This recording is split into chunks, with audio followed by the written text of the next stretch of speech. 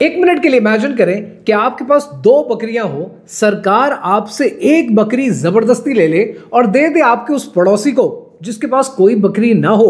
आपको लगेगा कि इक्वालिटी हो गई है, लेकिन आप परेशान होंगे कि वेल मेरे साथ इंसाफ नहीं हुआ, और आपका पड़ोसी कहेगा कि वेल मुझे तो बकरी चाहिए नहीं थी। इसे कहते हैं सोशलिज्म। अब आपके पास 2 बकरियां हैं, सरकार आपसे दोनों बकरियां ले लेती है और यह वादा करती है कि दूध निकालने के बाद सब में बराबर तकसीम होगा, लेकिन सिवाय एलीट्स के दूध कहीं तक पहुंचता नहीं है।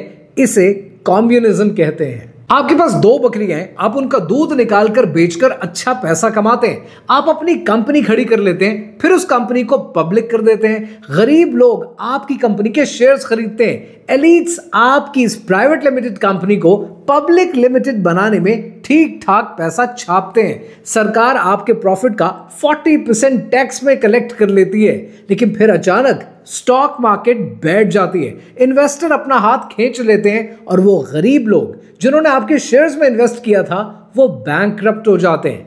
इसे कैपिटलिज्म कहते हैं। आपके पास 2 बकरियां हैं, आप उनका दूध निकालकर बेचते हैं और मुनाफा कमाते हैं। अपने मुनाफे पर आप ज़कात देते हैं और जो प्रॉफिट आपको बचता है वो आप एथिकली अपने गोट हैंडलर्स के साथ शेयर करते हैं। अब आपका पैसा हो गया हलाल और तैयब।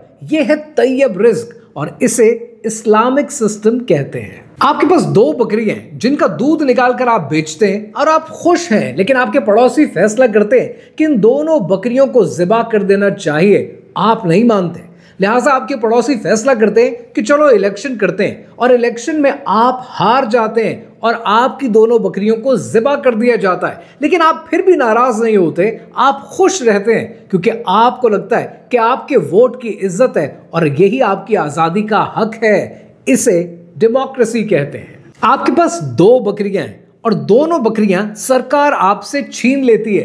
एक को गद्दार कहकर गोली मार देती है और दूसरी बकरी के लिए आपको मजबूर करती है कि रोज इसे सलूट करें। इसे फाशिज्म कहते हैं। सोशलिज्म, कम्युनिज्म, कैपिटलिज्म, डेमोक्रेसी या फिर फाशिज्म, सिस्टम कोई भी हो, कुर्बानी तो आपको देनी ही पड़ती है।